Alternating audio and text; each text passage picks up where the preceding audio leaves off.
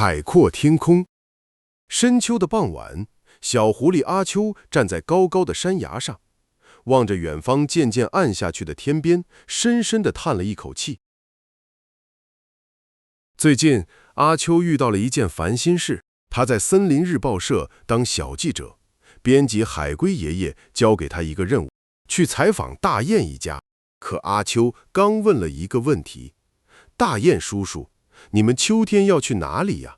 大雁一家就打开了话匣子，叽叽喳喳说个不停。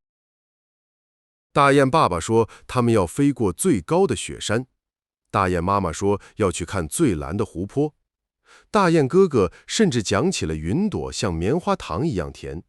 阿秋听得脑袋发晕，一个字也记不下来。回到报社，海龟爷爷看了看空空如也的采访本，摇摇头说：“你呀，真是聊天海阔天空，写稿无从下手。”阿秋羞愧地回到家，妈妈小狐狸正在院子里看晚霞，见他愁眉苦脸，便拉着他坐到草地上，指着远处说：“你看，那片大海望不到边，头顶的天空也看不到尽头，这就叫海阔天空。”妈妈告诉阿秋，大雁一家热情奔放，聊起向往的生活，自然是海阔天空，无拘无束。可写新闻不一样，需要把最精彩的部分收拢。第二天，阿秋再次拜访大雁一家，这次他没有打断，而是认真聆听。等到大雁们聊得尽兴，他才笑着说：“我记住了，大雁一家要飞越雪山，横穿湖泊，去寻找梦中的远方，对吗？”大雁们连连点头。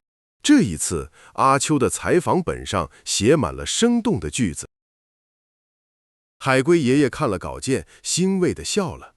这一次，你的文章既有大海的辽阔，又有天空的自在。聊天可以海阔天空，但记录要懂得聚焦。阿秋也笑了。秋风中，他的心仿佛也变得海阔天空。小朋友们，你们今天学会海阔天空了吗？这个成语原本形容大海和天空的辽阔无边，后来也用来比喻说话、想象或者心情十分开阔，没有拘束。比如，我们可以说他聊起旅行的梦想，真是海阔天空。记住这个成语了吗？如果你喜欢这个故事，记得点个赞，关注我，我们下期再见。